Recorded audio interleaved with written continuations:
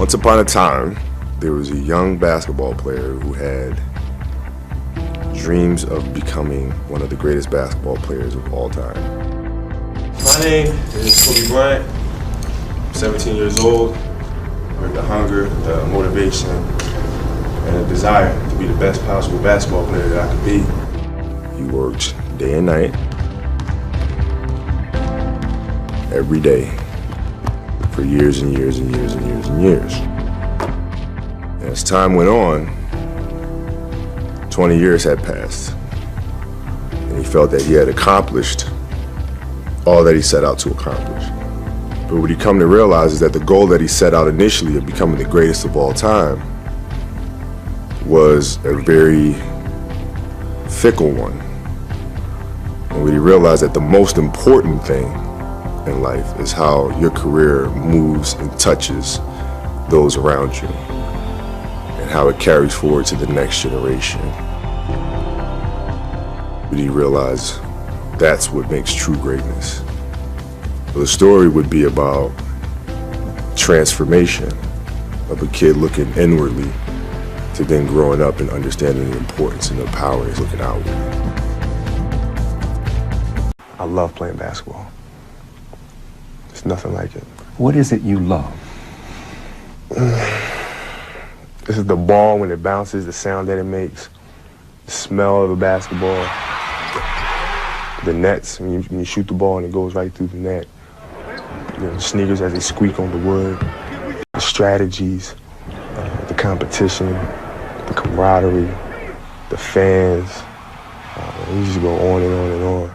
My mentality is it's a way of life. It's not an attitude per se, but it's a way to live, which is just trying to get better every single day. It's not something where you live with like a bravado or anything like that. It's just the simplest form of just trying to get better at whatever it is that you're doing. Yes! I think the best way to prove your value is to work, is to learn, is to absorb, to be a sponge.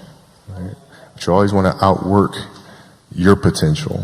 As hard as you believe you can work harder than that. You start with, what do you want your game to be? What would make your game most unstoppable or hard to deal with? And now you work backwards from there. And you start building it one piece at a time, one move at a time, one counter at a time. First time we sat down and watched film, I was kind of like, all right, we're going to watch my touches. All right, we're going to watch my touches and da da da da. No, we watched the game from start to finish. We're watching the start of the game to the end of the game, and not like the TV feed.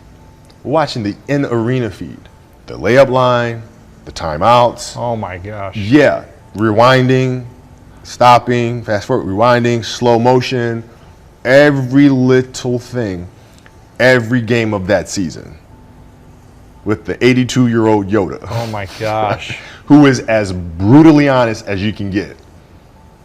What did that teach you that season? It taught me to look at detail. Right, look at things at their smallest. Right, look at body language. Look at the energy between players, our team and the other team. Wow. Right, look at the tactics. Look at the overall strategy and to look at how tactically things are manifesting themselves. And because I watched so much film, then it gave me the ability to see game in real time as if I was watching film. Wow. Where I can see pop, pop, pop, pop, pop, pop, pop, pop. Because a lot of times the game starts moving really fast. But if you train yourself to watch hours and hours of film, the game's not moving that fast anymore. You can really recognize who's doing what and why. Then you can position guys in the right places in real time. So now all of a sudden you found something that made you even, you know what I mean? Yeah. Bigger, better. What was that feeling like? I want more. I want more. I want to learn more. Where can I learn more? Where can I look? I want more. I want to learn this thing some more. There's got to be another level. I learned the spirituality of the game, the mindfulness that comes with the game. Understanding how to put yourself aside, how to try to quiet your ego, right? And play effortless basketball. And that approach to the game was something that I felt really separated me from the pack. The difference with Kobe Bryant and every other player in the world is his mentality.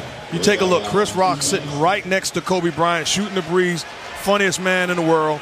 telling jokes, and take a look at Kobe Bryant. I don't even hear you. Yeah, I think greatness is an infinite growth. You know, every single day, are you getting better and better and better? Are you constantly growing? Greatness is not a destination. I think it's a process more so than anything. You know, if you have that mentality, then you'll continually chase greatness. And in that process of understanding that you'll never truly achieve it, but you'll keep getting better every single day, and you'll continually strive to reach your fullest potential. And I think that process and that journey is what greatness is. The fact of the matter is I'm still trying to get better. So if I'm playing against a weaker opponent, and I start coasting, I'm building nothing but bad habits myself. You know, if you want to play at an excellent level, if you want to do something excellent, you have to be excellent all the time. It's a way of life. It's not just I show up on Monday and be excellent. No, it don't work that way. Right? You got to be excellent across the board. Right? And that's how you build habits. When excellence becomes a habit, then that's just who you are. It's an obsessiveness that comes along with it. You want things to be as perfect as they can be, understanding that nothing is ever perfect. But the challenge is try to get them as perfect as they can be. Mm-hmm. And what can you do? It's in your control. So control what you can. Yeah. I can watch film all day long. It's going to help me get better. Yes. You'll pick up the phone, you'll call people who are leaders in industry, and you just pick their brain? Exactly. That's exactly. I mean, I just cold call people. Absolutely. I just cold call people and just pick their brain about stuff. What have you learned from Bill Russell?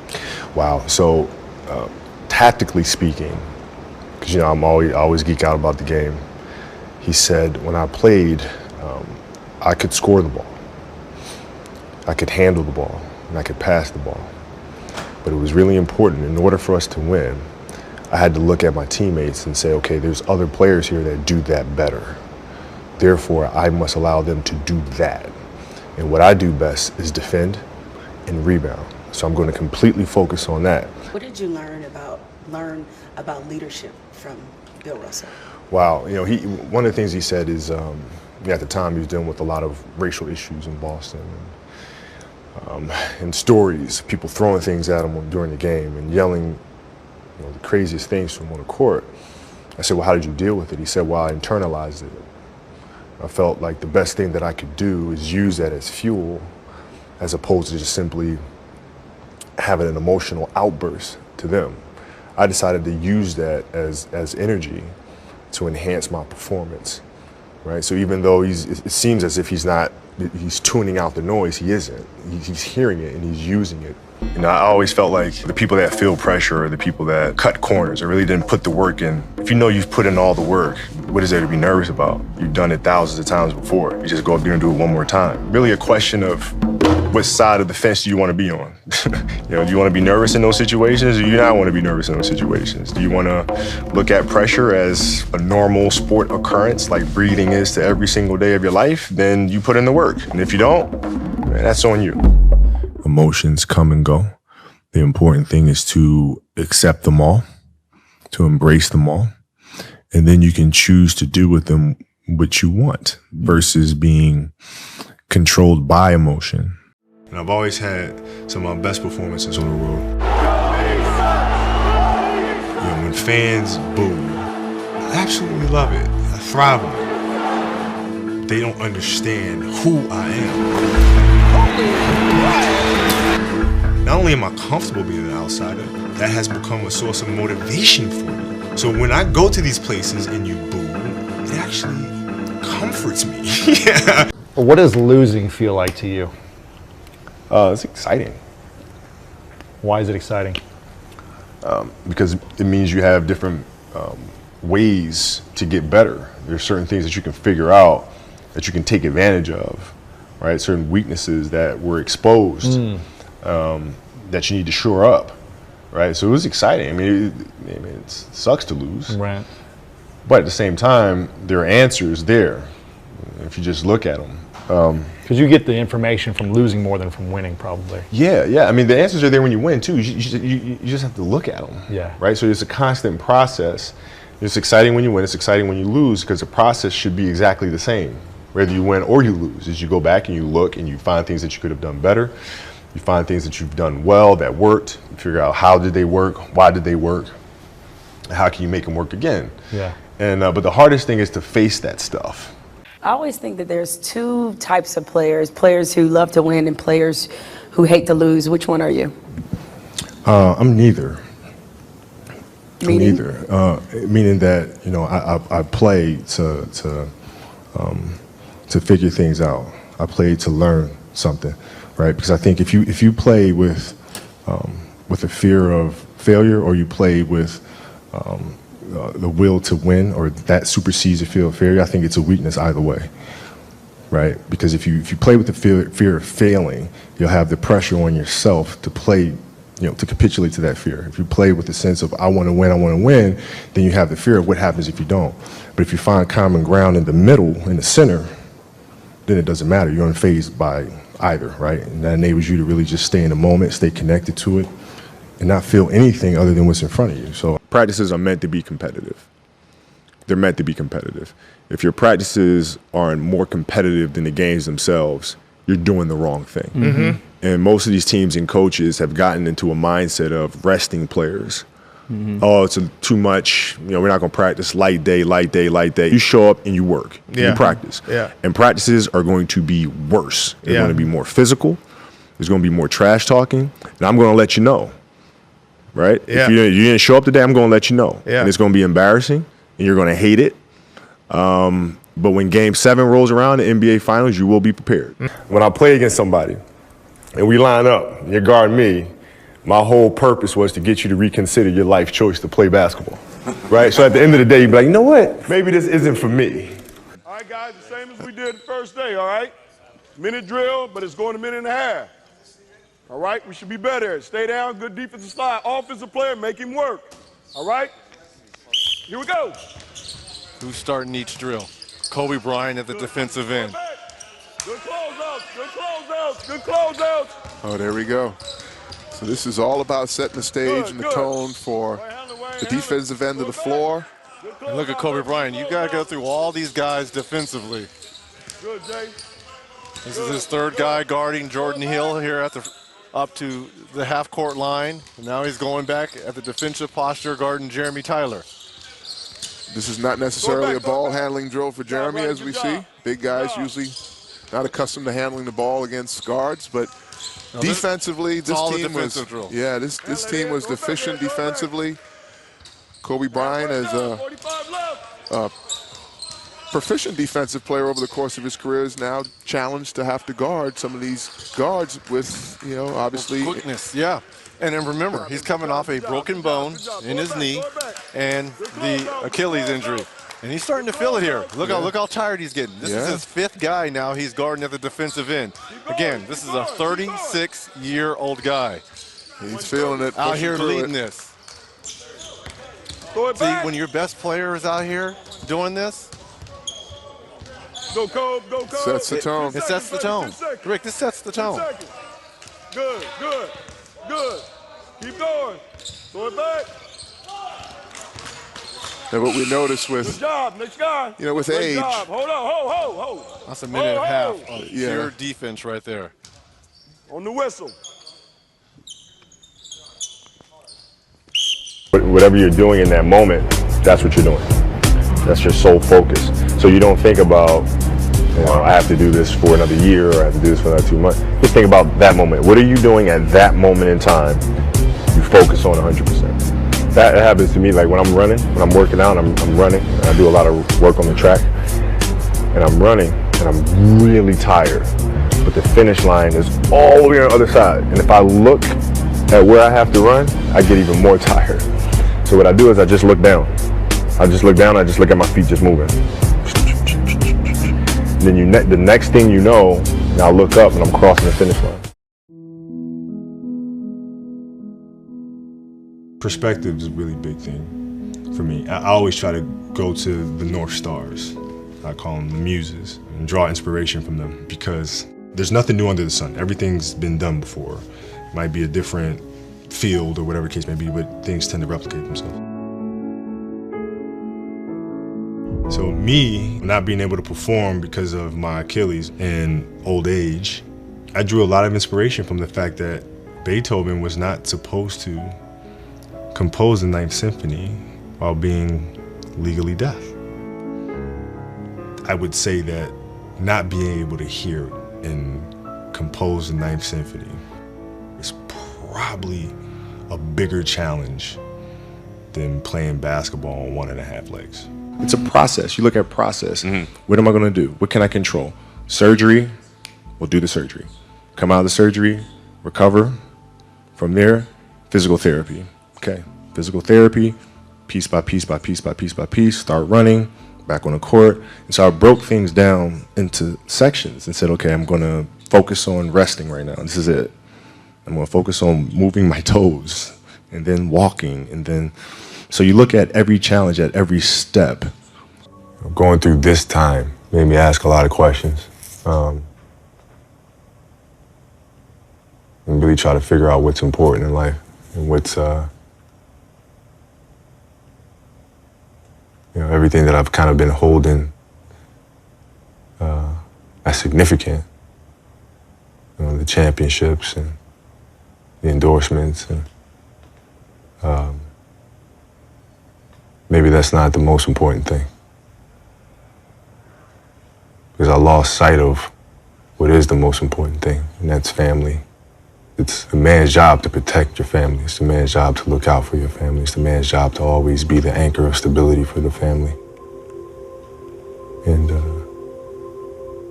in that aspect, I failed miserably. I mean, we all talk about the hard work. We all talk about, okay, be this, be that, be this, be that. But what I figured out as I got older is it's not about working hard in terms of putting in long hours, but it's about working smart. It's about working smart. And when you work smart, it gives you more time to be able to spend with your family, right? And have that consistency, because it's important to win all facets, man. What does love feel like?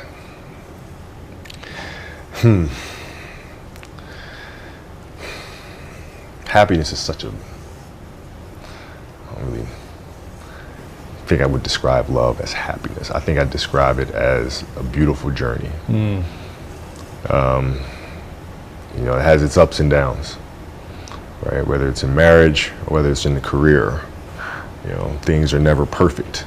Yeah. But through love, you continue to persevere and you move through them. You move through them. And then through that storm, beautiful sun emerges. Yeah. Right? And inevitably another storm comes. And guess what? You ride that one out too. Yeah. So I think love is a certain determination and persistence to go through the good times and the bad times with the someone or something that you truly love. My parents were great. Growing up, they instilled in me the importance of imagination, of curiosity, and understanding that, okay, if you want to accomplish something, I'm not just going to sit here and say, yes, you can do whatever you want. Yes, you can, but you have to also put in the work to get there, right? So they taught me that at a really early age, man. And when you grow up as a kid thinking that the world is your oyster and all things are possible if you put in the work to do it, you grow up having that fundamental belief. And my father just gave me a hug and said, listen, whether you score 0 or score 60, I'm going to love you no matter what. Wow. Now that is the most important thing that you can say to a child. Because from there I was like, okay, that gives me all the confidence in the world to fail. Our job is to try to inspire the creativity inside of our children so that they can think through how to problem solve situations. So like, when I coach my daughter's team, it's not about giving them answers. It's about asking them questions and getting them to process things, right? When the game is being played, I'm not sitting there giving them answers or barking out things on the sideline. I sit down and I'm quiet. My assistant coach sits there and she's quiet. And the kids figure things out for themselves, or they don't. And then they come back and there's always questions. And then you kind of ask them more questions and you help them figure it out. But then you see their level of excitement to practice every day increase because it's a process that they are owning, right? They're not coming to get orders barked at them every day. They're coming for kind of their personal quest to get better. I mean, with my kids, we talk a lot about just teaching excellence. Because it translates, right? Whether it's football, basketball, or baseball, whatever it is. Once you learn what excellence looks like, you can translate that into any field, right? It's basketball, you translate it into writing, or whatever the case may be. Once you have what that excellence looks like and what that detail and attention to detail looks like, then you have a foundation that you can build anything on top of. It's also the strength too of being able to tell your family members and your friends to shut up. Because they'll be in my, oh, you should be starting, oh, you should be playing, I don't know what they're doing. Shut up. If I'm not playing, I need to get better at this, I need to get better at that. There's things I can control, and this is what I'm going. But unfortunately, there's a lot of noise, a lot of outside noise from friends and former coaches and all sorts of stuff, filling your head with nonsense. And you have to be able to have the strength to edit that and say, no, I don't want to hear it. This is on me. I must know what your reaction to this is. So the Lakers had an 8-game losing streak. They beat the Celtics. Overtime, great. This is from after that game. This got interesting. Hey, come back to Force OT. You got some friends here. You feel me? We back in the building. Y'all thought we was gone. My man Jay Lane was doing his thing. Jay Hill doing his thing. Nick out there hitting his free throws. You know how he do it. You know, Jay Lane going to the basket like it ain't nothing to it but to do it. You know what I'm saying? Hey, man, you got a nice suit on today too, man. Appreciate that, Swag. You got that. Wow. Now, would that happen if you were there? Would there be a celebration? As a leader of a team, it's also your responsibility to elevate the rest of the guys. And what people tend to get stuck on a lot is saying, okay, the way to make players better is to pass them the ball when they're open. That's a very trivial way to look at things.